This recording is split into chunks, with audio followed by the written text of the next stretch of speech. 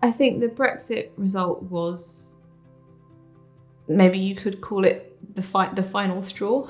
We just wanted to go where we knew we'd be in an environment where we'd thrive rather than an environment that we'd have to fight.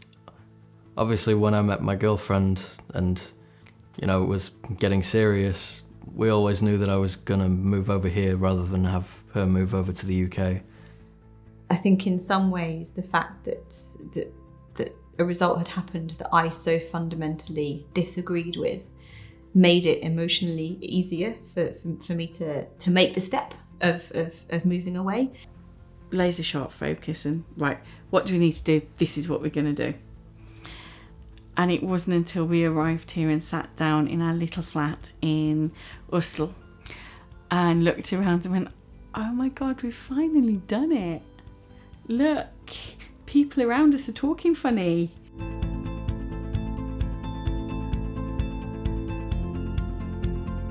So my name is Mary. I come from Felixstowe in the UK. And I moved to Copenhagen about 2.5 years ago, and I've been living and working here ever since, with my husband and my daughter, who was born here just over a year ago. My name is James Ward. I'm 24 years old. I used to live in a place called Tideswell in the UK, and I've been in Denmark for just under 2 months now. I'm Jules. I came to Denmark from the UK 2.5 years ago. We were living in Southampton with our son, and we moved here because of my husband's work.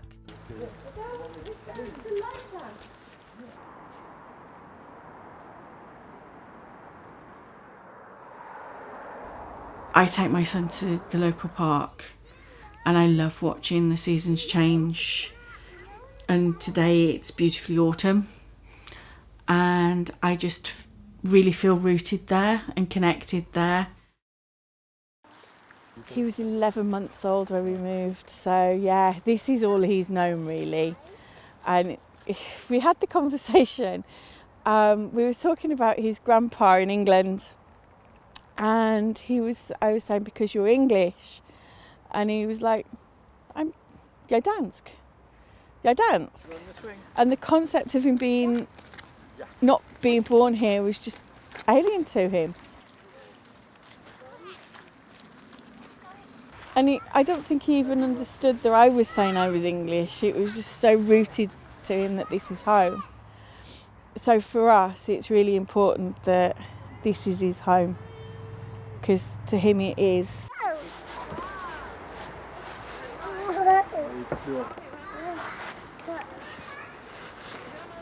Cast up. Can you do cast up? Okay. Should we sit here? Yeah. We feel safe letting him run around because the parks are maintained, whereas in the UK they're not always. And I think that's what makes being a parent here easier. Also, I think Dylan's stewing is much better than the quality of care he would have if he was in the UK.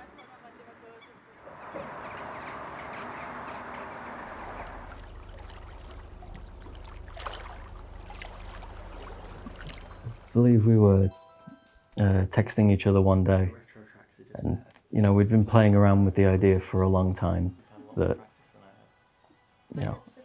at some point I was just going to have to pick a day and move here. But the uncertainty of Brexit really was the thing that pushed it over the edge.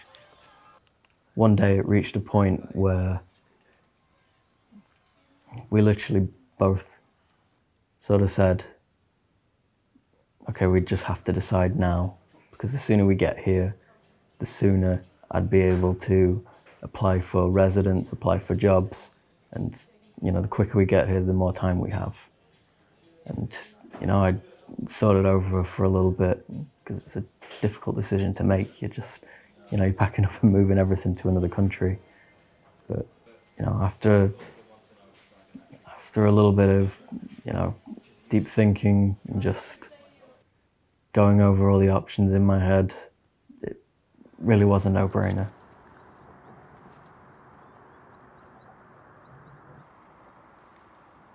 she came over to England in December of that year, and she spent a week here. Then I decided to come to Denmark in, I think it was February the year after. And for the longest time, that was how we did. I spend a week here, she'd come and spend a week in England. Being here was just the best feeling. You're finally able to spend time with this person that you're in love with. I mean, being apart from them again is just dreadful. I couldn't imagine now, having been here just under 2 months, now going back and not seeing her again for a few months. That'd tear me apart inside.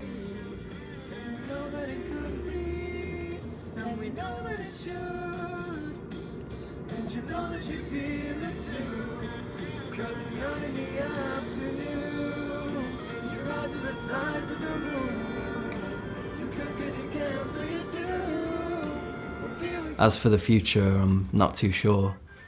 I'm happy where I am now, and I'll stick with it until I have something more concrete figured out. While I'm learning Danish as well, I'd like to be able to communicate in Danish a bit better before I really start thinking about anything that I want to do. See you later. Og hvor kommer du fra? Jeg kommer fra England. Okay. Hvor gammel er du?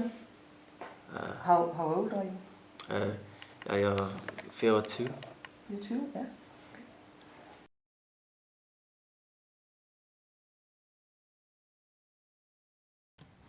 Denk je dat? Kijk, dat is een duif. Denk je dat de duif op Mannetjes hoofd heeft gepoept? Nee hè, flats. Dat is een duivenflats. Oh. En wat is dat? Ja, en toen was Mannetje weer klaar. Voldaan verdween de kleine mol weer in de aarde. Ja. Given that my husband comes from the Netherlands, he's Dutch, we always thought that maybe at some point it was on the cards that we would move to Europe. We didn't really have any concrete plans, but it was just a thought that maybe one day we would try somewhere different. And Europe always seemed like a likely option because it's, that's where my husband comes from and it's a bit closer to home.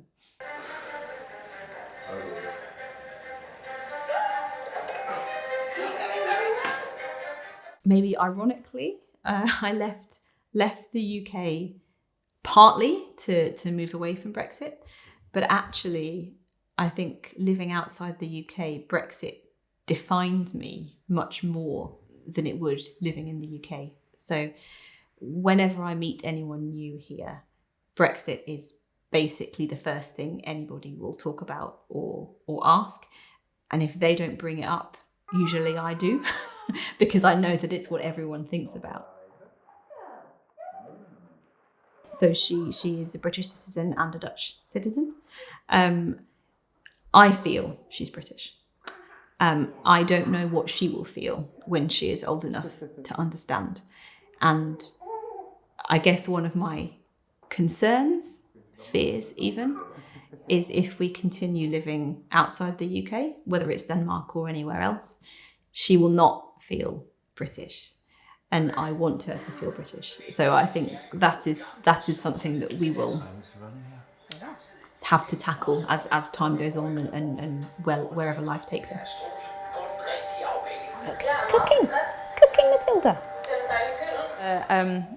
As I believe, it's a compulsory thing if you're born in Denmark. It's a birth flag, which I think is usually bought by grandparents or relatives, but we obviously don't have Danish grandparents or relatives, so we bought it ourselves for our daughter, and it always reminds me of immediately after giving birth in Denmark, and they wheeled in the trolley with the toast and the biscuits and the snacks and the plastic Danish birth flag, which even at the time I found funny, and I always think of that when I look at this flag, and I think wherever we end up, whether it's here or somewhere else, we will always have this as a reminder of our daughter being born in Denmark.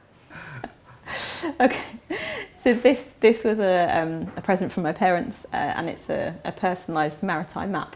So this is where I was born, in Felixstowe in the UK, and this is where my husband was born, in Alkmaar in the Netherlands, and they're really close, I think about 50 miles across the sea. So it just shows how we were born, really close together, even though we didn't know each other at the time. The longer the chaos goes on for, and the greater the damage that I can see being done to British society and British politics, the lower the chance of me and my family going back to the UK. And that's very sad to me. It's not a nice thing to look back and see your country right now falling apart.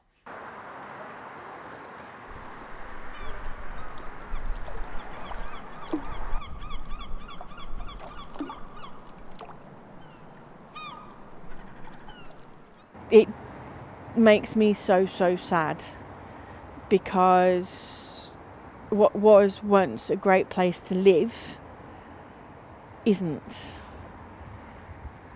What once was a place where I was educated, I was able to come from a broken home and go to university, I don't think I'd be able to do that now. I don't think I would have had the opportunities now that I had then. And there's bound to be someone like me sat there who doesn't get that now, and I think that's sad. I can remember waking up the morning of the result being announced, and my hubby looked at me and he went, "We lost." And I was like, you can't be serious. How on earth was the vote to go?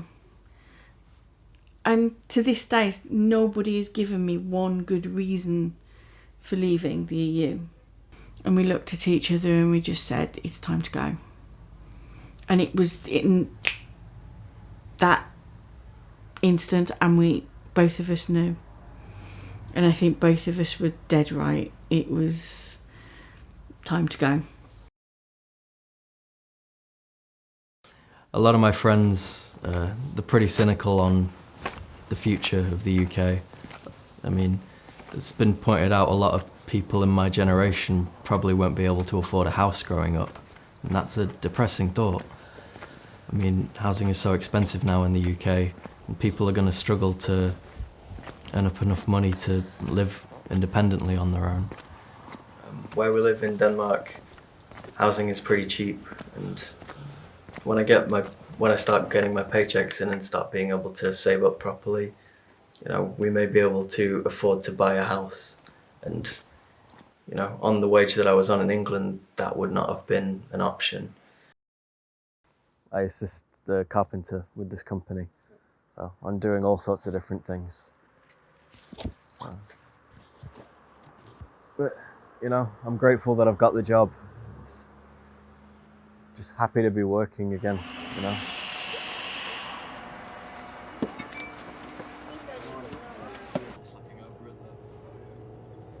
It seems to me that it works properly here, like all the cogs fit properly into the right place. Wages are enough that people can afford to live off of them. You don't definitely need two sets of incomes to be able to afford rent. Houses are cheap, unions are strong, wages are high, and there are some ups and downs to that. I mean, things are a little more expensive here than they would be in the UK, but I feel more secure here. I feel that, the future that I want is within reach, whereas in England it was a little bit further out of reach.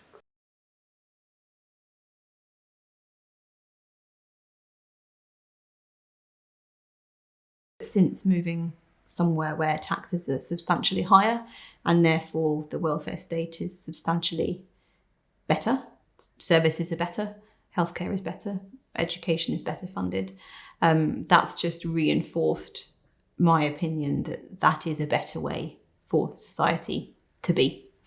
And it's one of the things that I really like about being in Denmark. Okay, so I'm here to collect my Dutch passport, which has been about a year and a half on the application. which is a symbol of being part of my husband's family, of being European, and also 2 fingers up to Brexit. And I feel very lucky because being married to a Dutch person and having a Dutch daughter, I genuinely feel that I have a Dutch identity. It's not all of me, but it's a part of me.